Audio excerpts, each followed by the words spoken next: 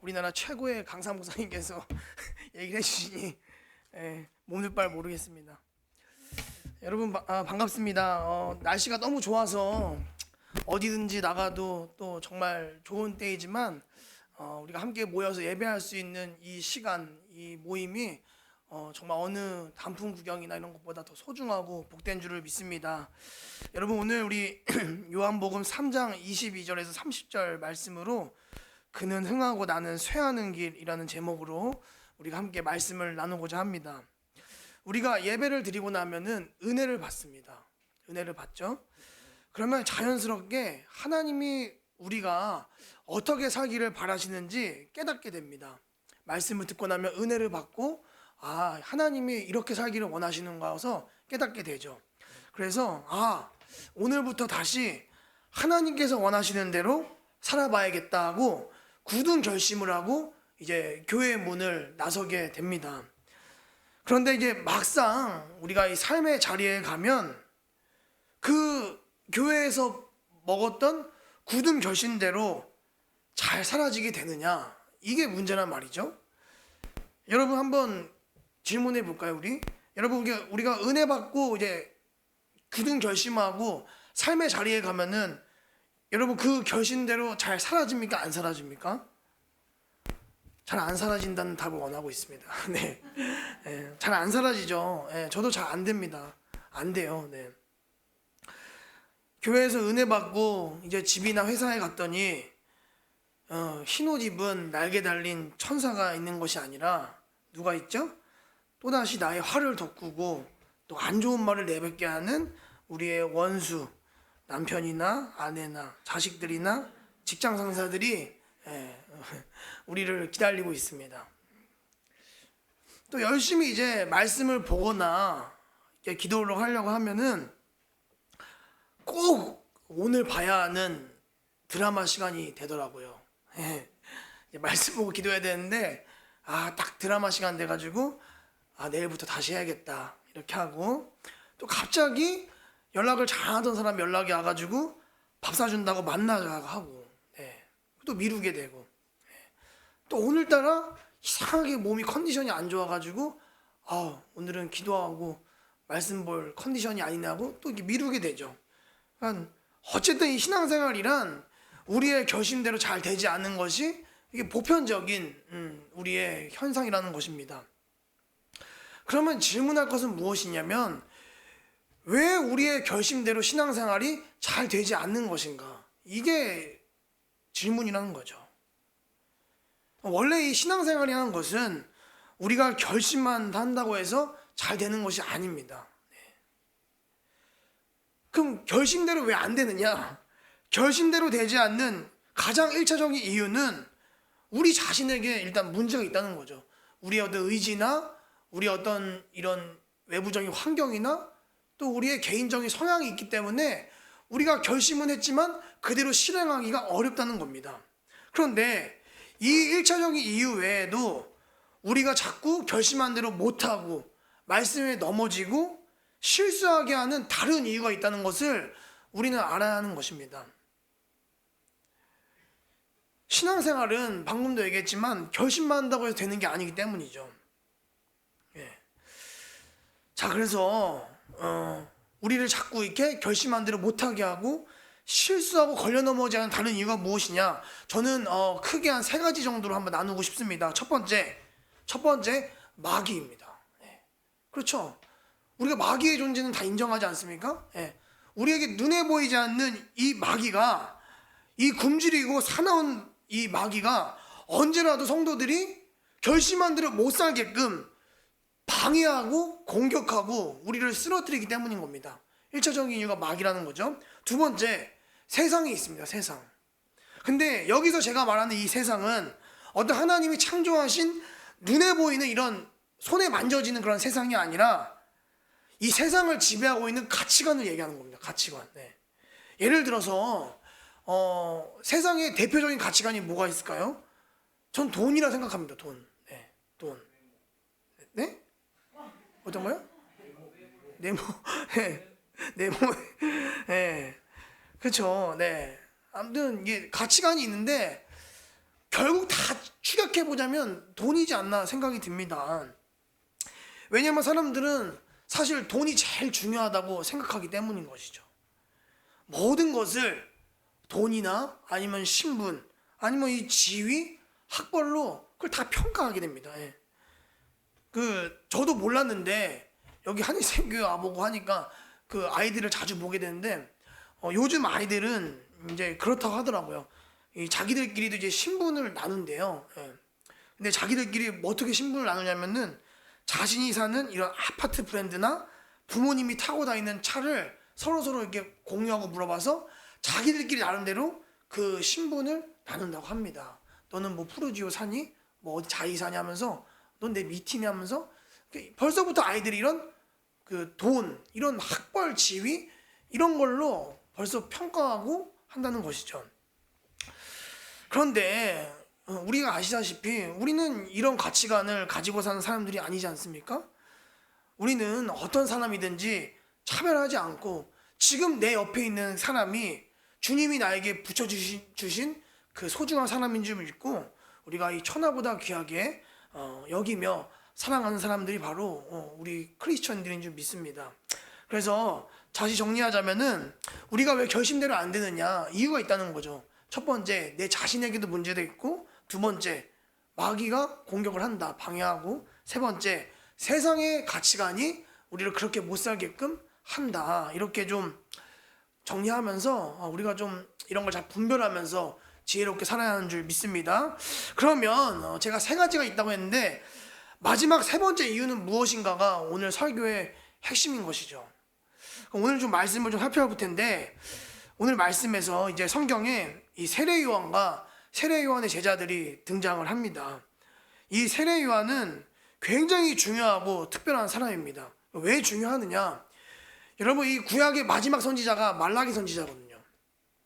근데 이 말라기 선지자를 끝으로 하나님께서 무려 400년 동안 이스라엘 백성들에게 말씀하지 않는다는 겁니다. 그러니까 입을 닫으셨다는 것이죠. 예, 침묵하십니다.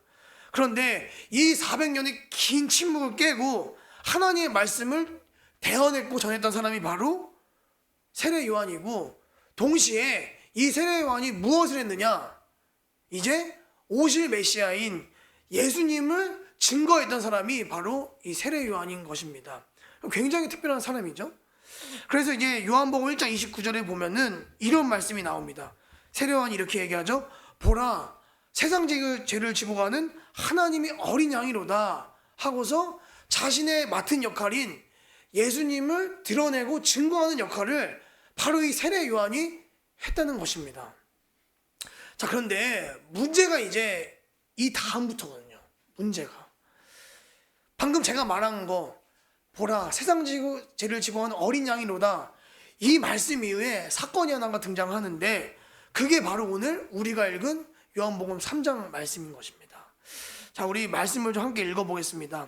요한복음 3장 22절 23절 말씀 우리 함께 좀 읽어보겠습니다.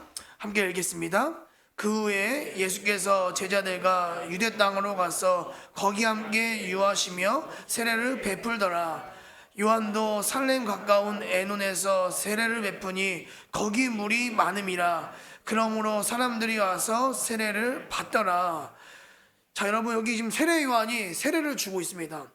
근데 이 세례 요한이 세례를 줄 때 많은 사람들이 와서 세례를 받는데 동시에 지금 누가 세례를 베풀고 있다고 성경이 얘기하고 있습니까? 예수님입니다. 요한이 세례를 주고 있는 동시에 예수님도 세례를 주고 있다라고 얘기하고 있습니다. 그러면 아니, 예수님이 세례를 주시는데 무슨 문제라도 있는 겁니까? 그게 무슨 잘못이죠? 이렇게 질문할 수가 있는 겁니다. 근데 문제가 발생합니다. 자, 우리 요한복음 3장 26절 말씀도 함께 읽어보겠습니다. 26절 말씀 함께 읽겠습니다. 저들이 요한에게 가서 이르되 랍비여, 선생님과 함께 요단강 저편에 있던 곧 선생 증언하시던 이가 세례를 베풀매 사람이 다 그에게로 가더이다. 여러분, 말씀을 읽어보면은 어떤 문제가 생겼는지 대충 눈치가 좀 오시나요? 네. 지금 문제가 발생한 거예요. 사실은 어떤 문제가 생겼는지 보이세요? 네. 지금 세례 요한이 세례를 주고 있었는데 자기 뒤에 바로 오신 예수님도 세례를 주기 시작했습니다. 여기까지 아무 문제가 없습니다. 그런데 문제가 뭐냐면 세례 요한에게 오던 많은 사람들이 전부 누구에게 가는 거죠? 여러분 26절 말씀을 보면요, 이렇게 나와 있습니다. 세례를 베품에 사람이 다 그에게로 간다. 사람이 다 그에게로 간다. 문제가 발생한 거예요. 세례 요한에게 오던 많은 사람들이 전부 예수님께 몰려가서 세례를 받고 있다. 이게 지금 문제가 생기는 겁니다. 그럼 이 모습을 본 세례 요한의 제자들이 지금 세례 요한에게 득달같이 달려가가지고 말하고 있는 겁니다. 선생님, 지금 사람들이 다 예수님께 몰려가고 있습니다. 지금 선생님을 따르던 사람들을 빼앗기지 않도록 지금 가만히 보고만 있으면 안 되지 않습니까? 지금 저 사람들 다 예수님께로 가고 있는데 아니 무슨 조치라도 취해야 되는 거 아닙니까? 얼른 다시 선생님께 오도록 해가지고 그동안 선생님께서 쌓아놓으신 어떤 이 명성과 인기와 이 지분들을 잃어버리지 않게 해야 하지 않겠습니다 라고 지금 얘기하는 겁니다. 문제가 발생한 거죠. 네. 세례 요한이 지분이 뺏기는 상황이 뺏기는 거죠. 그럼 만약에 세상적인 가치관이었으면 어떻게 해야 되느냐? 그럼 요한이 이렇게 얘기했죠. 그래? 아니 생각해보니까 그렇네. 아니 아무리 예수님이라도 그렇지, 지금 나보다 사역을 더 늦게 시작한 사람이 내 구역에 와서 그동안 내가 쌓은 명성과 인기를 다 뺏어간다고? 아니 그동안 내가 한 게 있는데 내 것도 챙기고 내 지분도 좀 챙겨야지 하며 아마 부글부글 끓어오르고 씩씩댔을 겁니다. 맞죠? 네, 이랬을 것 같아요. 그런데 세례 요한이 어떻게 반응하는지 우리가 좀 보도록 하겠습니다. 오늘 마지막 말씀이죠. 30절 말씀 함께 읽어보겠습니다. 요한복음 3장 30절 말씀 함께 읽어보겠습니다. 그는 흥하여 하겠고 나는 쇠하여야 하리라 하니라. 어떻습니까? 세례 요한의 반응이? 지금 요한이 자신의 어떤 이 명성과 인기와 세력을 뺏길까봐 막 불안해하고 초조해하고 씩씩대는 것을 볼 수가 있습니까? 그런 모습이 전혀 느껴지지 않죠? 전혀 요동하지 않고 흔들리지 않는 모습을 볼 수가 있습니다.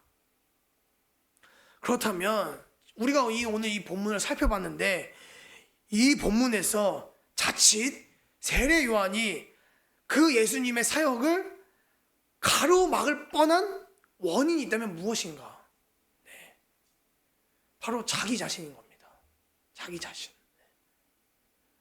우리가 신앙생활을 여기 계신 분들 기본적으로 2자릿수 이상 다 하신 어떻게 보면 베테랑들 아니지 않습니까? 네. 우리가 신앙생활을 오래 하고 열심히 하지만 사실은 가장 잘 안 바뀌는 부분이 성품에 관한 부분인 것 같습니다. 잘 안 바뀝니다, 정말. 네.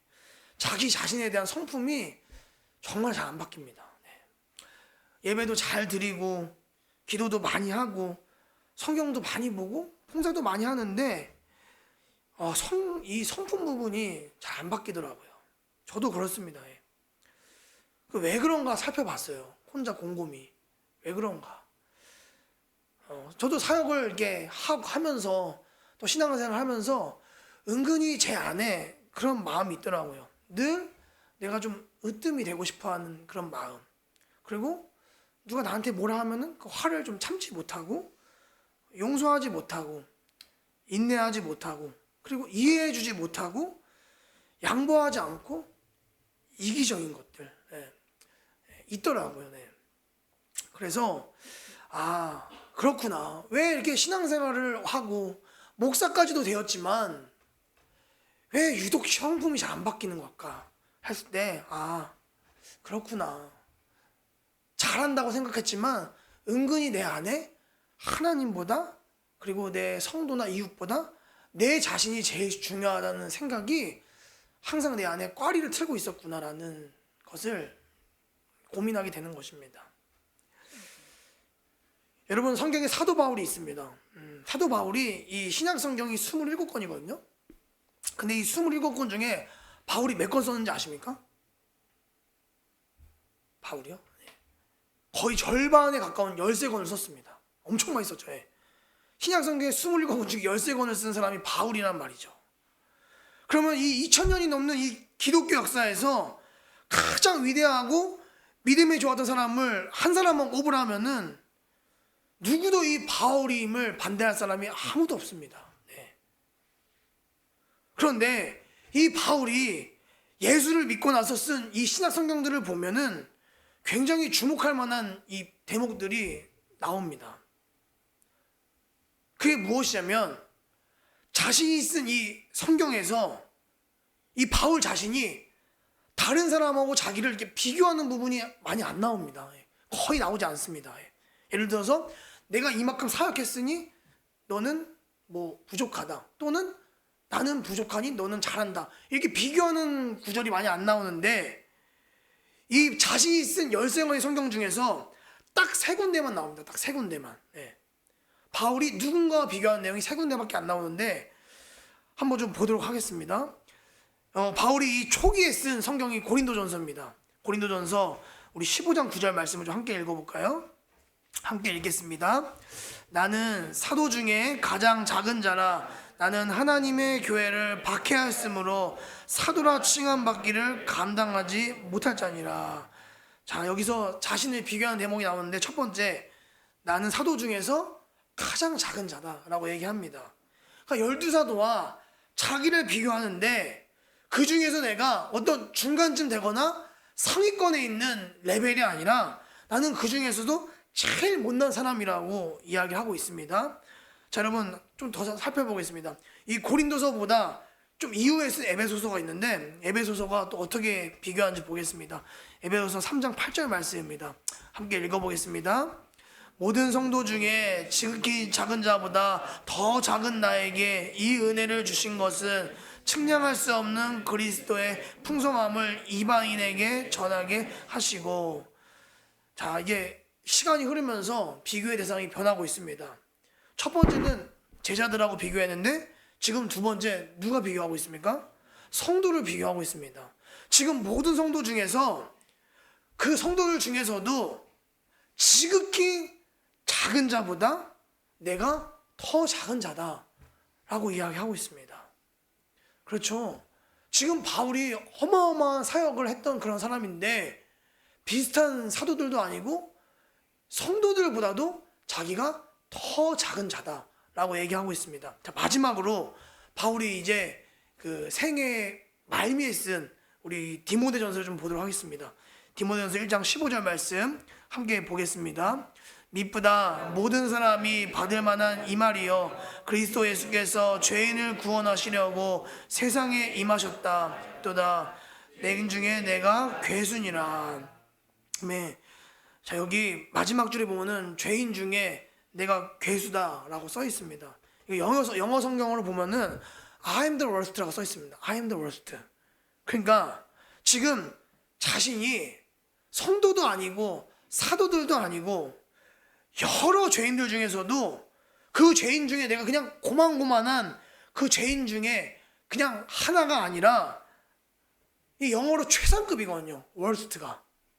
그러면은 죄인 중에서도 가장 맨 끝에 맨 꼴찌에 있는 최상급 죄인이 지금 자기 자신이라고 하고 있는 겁니다. 이 지금 이 기독교 2000년 역사에서 가장 위대한 인물로 손꼽히고 있는 이 바울이 자기 자신에 대해서 평가하고 있는데 어떻게 평가하고 있습니까? 점수를 후하게 쳐줍니까? 아니면 아주 바닥으로 쳐줍니까? 바닥으로 쳐주고 있습니다. 네. 이 바울이 시간이 점점 흐르고 그리고 아마 시간이 흐를수록 더 주님을 위해서 많이 수고하고 더 복음 전하다가 매를 많이 맞고 자신에 대해서 후한 점수를 주는 것이 아니라 오히려 가면 갈수록 후한 점수를 주고 싶지 않은 것입니다. 네. 참 놀라운 거죠. 네. 성과가 많고 뭔가 시간이 흐르면은 점수를 좀 많이 매겨야 되는데 이상하게 바울은 후원 점수를 안 주는 겁니다. 이것이 바울이 믿는 기독교이자 바울이 전하는 기독교의 정수인 것입니다. 바울도 알았던 거예요. 바울도 주님이 흥하시고 자신이 쇠해지는 것을 당연하게 여겼다는 겁니다.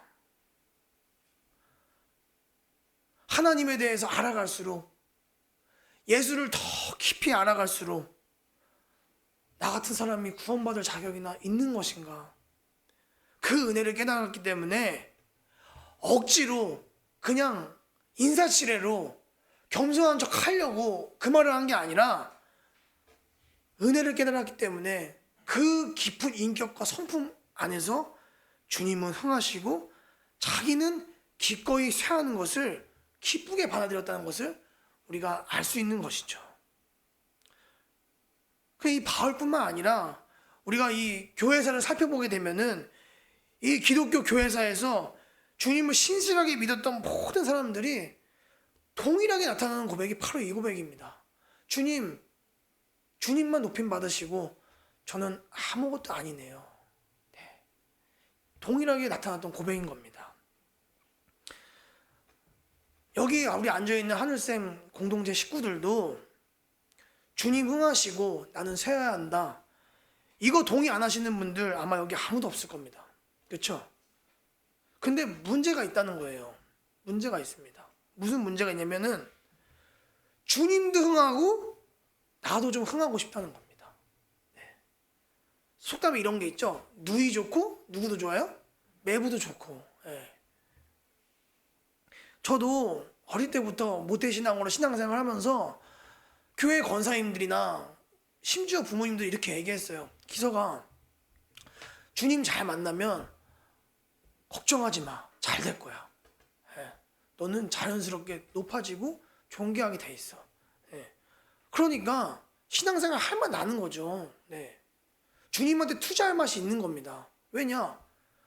주님 잘 되고 나도 잘 된다는데 이거야말로 누이 좋고 매부 좋은 거 아닙니까? 네. 그런데 제가 목사가 돼서 성경을 읽어보면은 그런 내용이 없더라고요. 없어요. 네. 제가 오늘 이 요한복음 3장 30절 말씀 보면서 충격을 먹었습니다. 엄마가 거짓말친 거였구나. 교회 권사님들이 나에게 속인 거였구나. 누이 좋고 매부 좋고는 성경 어디에도 없구나. 성경이 단호하게 얘기하더라고요. 기서가 주님 흥하고 너도 흥하는 건 없다. 주님이 흥하면은 너는 쇠해진다. 이렇게 얘기하시더라고요. 그게 왜 그럴까 제가 고민을 했습니다. 왜 나까지 쇠해집니까? 그냥 살기도 힘들어 죽겠는데. 그랬더니 내가 쇠해질 때 주님이 드러나시더라고요. 내가 쇠해질 때만이 주님이 흥하시고 드러나는 것을 그렇구나. 그걸 제가 깨달은 것입니다. 우리가 가장 참기 힘든 것이 있죠. 네, 참기 힘든 거. 내가 쇠해지는 것을 가장 참기 힘들어합니다. 뭔가 내가 남들 앞에서 약해 보이고 무시당하고 이게 쇠해지는 것을 정말 이 죽기보다 싫어하는 사람들이 많이 있어요. 네. 그래서 우리가 이제 하는 법이 뭐냐면, 그렇지, 아니 하나님 믿는 우리가 이렇게 약해지고 쇠해지면 되면 쓰나, 그래서 하나님의 힘을 끌어와가지고 내가 강해져서 다른 사람을 이기고 흥해지는 것을 우리가 보통 이걸 센 신앙이라고 얘기합니다. 네. 여러분 이해되시죠? 그렇죠? 뭔 말인지. 그러니까 내가 쇠해지는 게 정말 싫기 때문에 이건 말이 안 된다. 그래서 누구의 힘을 빌려온다고요? 신앙이나 이름하에 하나님의 이름을 끌어와가지고 내가 강해져서 다른 사람을 이기고 내가 흥해지는 것을, 이거를 저는 좋은 신앙, 센 신앙이라고 배워왔습니다. 예. 그런데 이런 상황이 벌어지니까 어떻게 됩니까? 믿는 사람들끼리도 서로가 모두 흥하고 싶고 아무도 지려고 하거나 손해보려고 하거나 세워지는 사람이 아무도 없기 때문에 교회 공동체 안에도, 그리고 개인 대 개인 관계 속에서도 계속 갈등이 생기고 다툼이 생기고 부딪히게 되고 상처를 주게 되고 결국 관계가 다 깨지고 공동체가 망가지는 일이 생기는 것을 우리는 너무나 많이 보고 지금도 소식을 접하고 있지 않습니까? 그래서 제가 오늘 이 말씀을 보면서 우리가 한번 좀 나누고 싶은 말씀은, 여러분 세례 요한이나 바울과 같이 여러분 정말 주님 흥하시길 바라십니까? 아멘이 안 나올 줄 알았어요. 네, 여기서 안 나... 다시 한번 여쭤볼까요? 여러분 세례 요한이나 바울과 같이 정말 주님이 흥하시길 바라십니까? 네. 여러분 다 아멘 하셨어요, 그렇죠? 네, 이거 다 녹화되고 있습니다. 여러분 정말 주님 흥하시는 교회 되길 바라시죠? 우리 하늘샘 교회가? 큰일 났어요. 그렇죠, 여러분. 우리 하늘샘 교회 얼마나 아름다운 교회입니까? 그렇죠? 이렇게 아름다운 교회, 또 주님이 맺어주신 관계들, 가정들이 정말 주님이 흥하시면 좋겠다, 그렇게 소망하신다면 여러분 오직 답은 하나입니다. 나는 쇠해지는 길밖에 없는 줄 믿습니다. 네. 우리가 때로는 다른 사람들의 있던 가시와 같은 그런 말을 듣게 되면 여러분 얼마나 가슴이 아픕니까? 그렇죠? 그 가시 덮친 말들을 듣고 또 생각하고 그걸 이렇게 묻을 때마다 정말 우리 상처를 많이 받습니다. 그러면 우리가 무슨 생각합니까? 너 이만큼 나한테 상처 줬지? 두고 봐봐. 2배, 3배 가시 돋친 말로 되갚아주겠어. 네. 이렇게 되갚아주고 싶지만 여러분 우리가 주님 응하시고 나는 세워질 때 주님 영광 드러나듯이 묵묵하게 그것을 참고 내가 세워지는 길을 선택한 사람들이 바로 우리 믿는 사람들인 줄 믿습니다. 네. 여러분 어쩔 수 없어요. 주님 응하시고 주님 드러나기 원하신다면 성경은 참고 손해보고 약해져야 된다라고 얘기하고 있는 겁니다. 그랬더니 이런 얘기가 나오는 겁니다. 저 사람 예수 믿더니 좀 이상해졌네.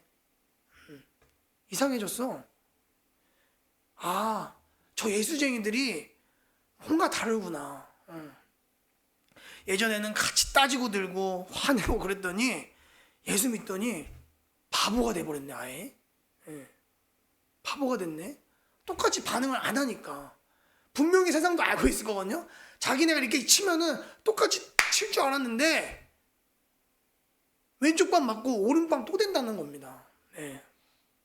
그러니까 사람들이 예수쟁이들 정말 바보구나. 그래서 우리가 이따가 부를 찬송이지만 찬송가 중에 무슨 찬송이 있습니까? 겸손히 주를 섬길 때 무슨 일이 많다고요? 겸손히 주를 섬길 때 좋고 속 시원하고 이런 일이 많다고 합니까? 무슨 일이 많다고 합니까?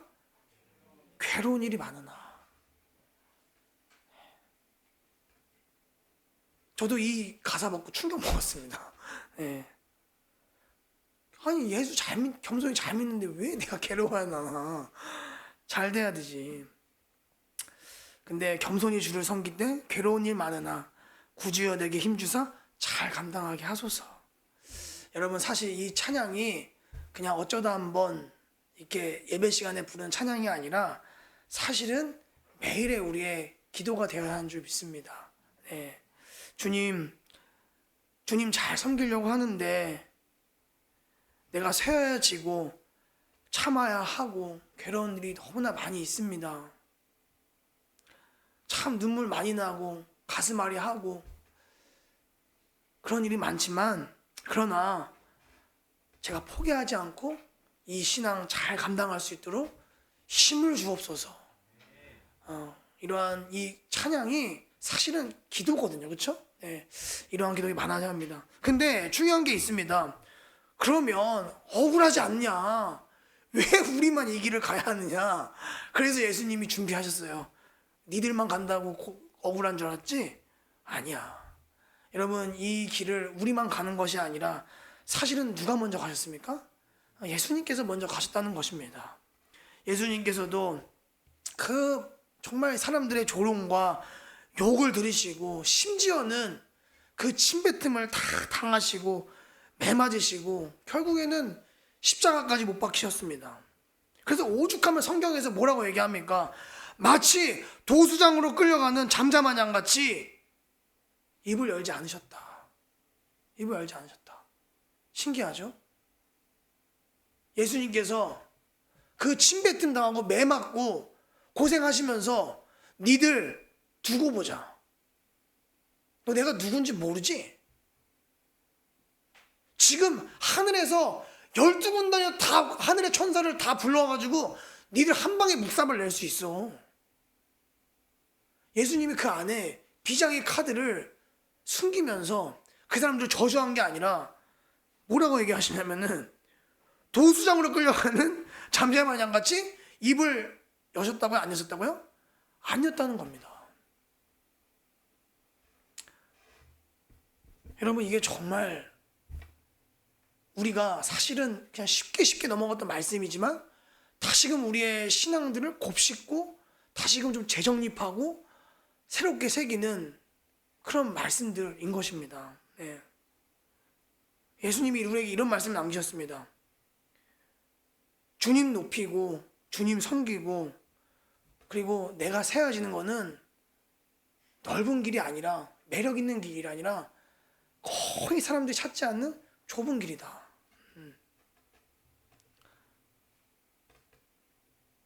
얻을 거 하나도 없고 정말 좁은 길이라 얘기하시는 겁니다. 그래서 누가 이런 길을 찾아오겠니? 라고 얘기하시는 거죠.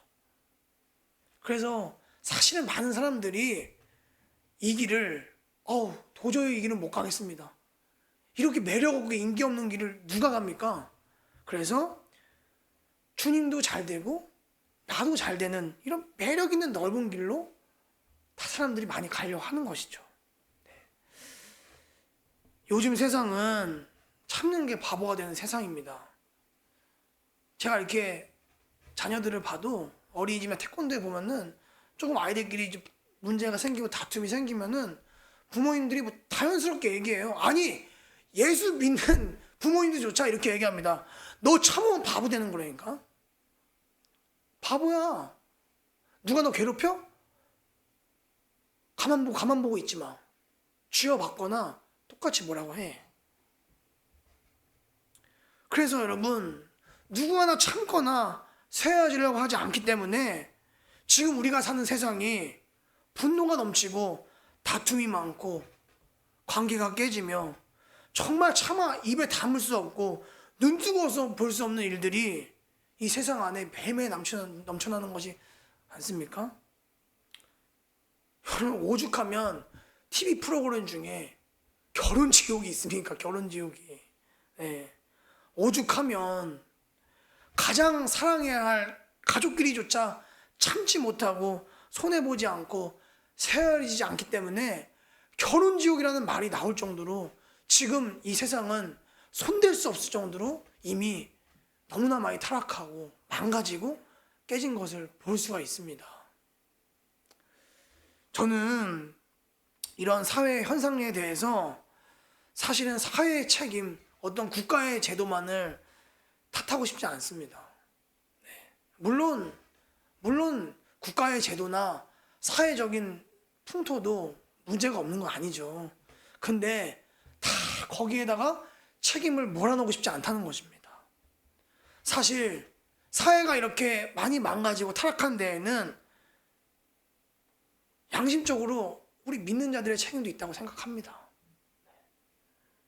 어쩌면 우리가 먼저 주님 흥하시고 나는 쇠해지는 것을 포기하고 주님도 흥하고 나도 흥하는 것을 신앙이라고 착각하면서 살아왔기 때문에 결국엔 이 세상의 타락을 막지 못한 것이 아닌가라는 그런 생각을 좀 돌아보게 됩니다. 여러분, 말씀을 좀 정리하도록 하겠습니다. 무거운 얘기인 것 같고 좀 듣기가 거북하고 자존심이 상하는 그런 말씀인 것 같지만 여러분, 우리가 정말 힘들지만 다시 한번 주님 흥하시고 나는 새해지는 이 좁은 길을 갈 때에 비로소 정말 예수 능력 나타나는 줄 믿습니다. 그래서 그 예수의 능력이 나타날 때에 갈등과 다툼과 아픔이 생겨났던 곳들에 서서히 상처가 아물고 회복이 일어나고 비로소 세상이 그래, 그래도 소망은 기독교뿐이구나. 그래, 그래도 소망은 하늘샘 교회 성도들 뿐이구나 라는 그런 기독교, 그런 성도로 우리가 다시 일어나게 돼가지고 정말 주님 보시기에 하늘샘 교회가 정말 필요하다 얘들아, 이렇게 우리를 찾으시는 그런 교회가 되시길 주님의 이름으로 간절히 소망합니다. 기도하겠습니다.